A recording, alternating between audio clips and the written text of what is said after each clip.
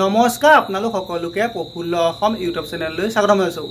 যদি আপোনালোক চেনেলটোলৈ প্ৰথমবাৰৰ বাবে আহিছে প্লিজ চেনেলটো সাবস্ক্ৰাইব কৰি দিব, ভিডিঅ'টো এটা লাইক কৰি দিব আৰু লগৰ বন্ধুসকলক শ্বেয়াৰ কৰি দিব।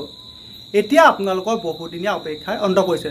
যোৱাকালি অসম আৰক্ষী কনিষ্টেবল লেভেলৰ বিভিন্ন পদৰ যিটো ফাইনেল ৰিজাল্ট, সেই ফাইনেল ৰিজাল্টটো আহি যোৱাৰ পিছতে বহুতো ল'ৰা ছোৱালী বহুদিনীয়া যিটো অপেক্ষা, সেই অপেক্ষাৰ অন্ত পৰিছে। এতিয়া আপোনালোকৰ এই যিটো নিযুক্তি প্ৰক্ৰিয়া সেইটো আপোনালোকৰ প্ৰায় 2 বছৰো বেছি সময় লাগি গৈছিল। আপোনালোকৰ 2 বছৰৰ অন্তত যোৱাকালি ফাইনেল ৰিজাল্ট আহি গৈছে। এতিয়া যিসকলে নিজক 100% দি একাগ্ৰতাৰে নিজৰ যিখিনি কৰিব লাগিছে সেইখিনি কৰি গৈছিল, তেওঁলোকে যোৱাকালি সফলতা লাভ কৰিছে। আৰু বহুতো এনেকুৱা ল'ৰা ছোৱালী যিসকল অলপমানৰ পৰা ৰৈ গৈছে। এতিয়া আপোনালোকৰ যিসকলে সফলতা অৰ্জন কৰিলে তেওঁলোকক মোৰ ফালৰ পৰা বহুত শুভেচ্ছা জনাইছোঁ। আপোনালোকে ভৱিষ্যতলৈ ভাল কাম কৰি যাওক।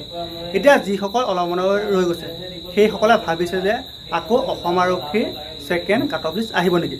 এতিয়া বহুতৰ মনত এটা প্ৰশ্ন, তাতে আপোনালোকৰ যোৱা 9 তাৰিখে হাইকোৰ্টৰ যিটো ৰায়, তাত আপোনালোকৰ প্ৰায় 202টা পোষ্ট হোল্ড কৰি দিলে।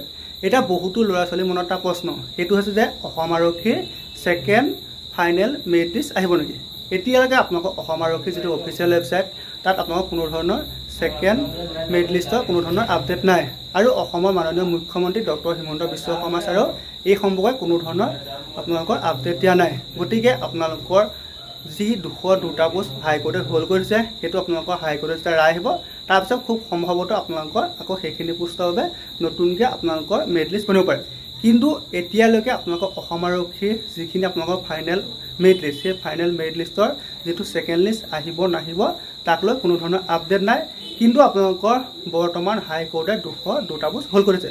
গতিকে খুব সম্ভৱতঃ হাইকোৰ্টৰ ৰায়ৰ পিছতে সেই 202টা পোষ্ট হয়তো আপোনালোকক সম্পূৰ্ণ কৰিব পাৰে। গতিকে আপোনালোকৰ যিসকলে অলপ ৰৈ গৈছে সেইসকলে আকৌ চেষ্টা কৰক। যিসকলৰ বয়স আছে আপোনালোকে আকৌ নিজৰ যিখিনি কৰিব লগা আছে, আপোনালোকৰ যিকণ কম হ'ল সেইকণ এইবাৰ যাতে পূৰাব পাৰে তেনেকুৱাকৈ নিজকে ভালদৰে সাজু কৰক। আকৌ আপোনালোকৰ নৱেম্বৰ মাহত অসম আৰক্ষী আৰু অসম বন বিভাগ দুয়োটাতে নতুন পদ মুকলি হ'ব। আপোনালোকে এইবাৰ যি অলপমান ৰৈ গৈছে সেইটো যাতে আপুনি পাছত ক'ব লগা নহয়, তেনেকুৱাকৈ নিজকে ভালদৰে সাজু কৰক। নিজৰ যিটো সপোন আছে সেই সপোনটো আপোনালোকে আগত ৰাখি সদায় ভালদৰে কাম কৰি যাওক। আপোনালোকে কেতিয়াও হতাশ নহ'ব। এদিন নহয় এদিন নিশ্চয় সফল হ'ব। নিজক এনেকুৱাকৈ বুজক যে যিটো হৈ গ'ল আপোনালোকৰ যিটো ভৱিষ্যতলৈ হ'ব সেইটো ইয়াতকৈ ভাল হ'ব। সেইটো ভাবি ভালদৰে কাম কৰি যাওক। এদিন নহয় এদিন নিশ্চয় সফল হ'বই। ধন্যবাদ।